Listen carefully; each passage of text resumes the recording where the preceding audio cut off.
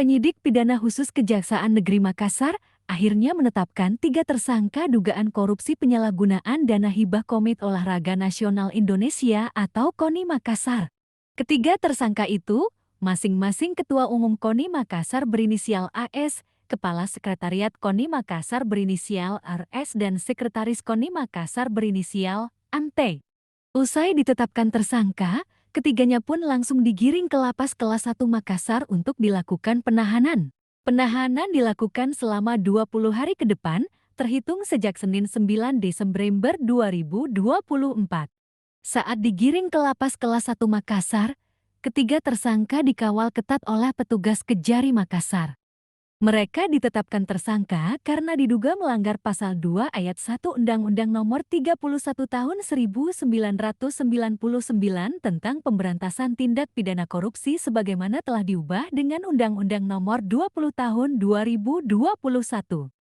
Adapun pasal yang disangkakan kepada ketiga tersangka ini sudah melanggar primer Pasal 2 Ayat 1 Undang-Undang Nomor 31 Tahun 1999 tentang pemberantasan tindak pidana korupsi sebagaimana telah diubah Undang-Undang Nomor 20 Tahun 2001 tentang perubahan atas Undang-Undang Nomor 31 Tahun 1929 tentang pemberantasan tindak pidana korupsi junto Pasal 55 Ayat 1 ke 1 KUHP subsidiar Pasal 3 Undang-Undang Nomor 31 Tahun 1999 tentang pemberantasan tindak pidana korupsi sebagaimana telah diubah dengan Undang-Undang Nomor 20 Tahun 2001 tentang perubahan atas Undang-Undang Nomor 31 Tahun 1999 tentang pemberantasan tindak pidana korupsi.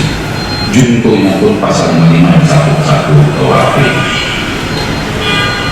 bahwa konsekuensi dari penahanan dan untuk kelancaran proses penyidikan ke depan terhadap tiga tersangka tersebut dilakukan penahanan selama 20 hari di Lapas Kelas 1 Makassar. Bahwa adapun kerugian keuangan negara yang ditimbulkan estimasi dan sudah mendapatkan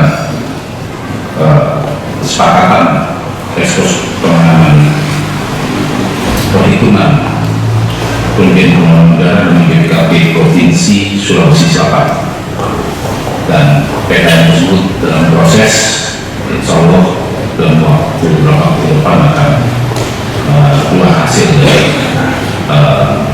perhitungan kerugian keuangan negara tersebut. Kejari Makassar juga mengatakan para tersangka ini modusnya memanipulasi data-data yang ada sehingga cair tidak sesuai dengan peruntukannya. Penyalahgunaan anggaran dengan memanipulasi data-data yang ada sehingga anggaran tersebut kemudian cair dan digunakan tidak sesuai dengan peruntukannya dan tidak sesuai dengan ketentuan perundang-undangan.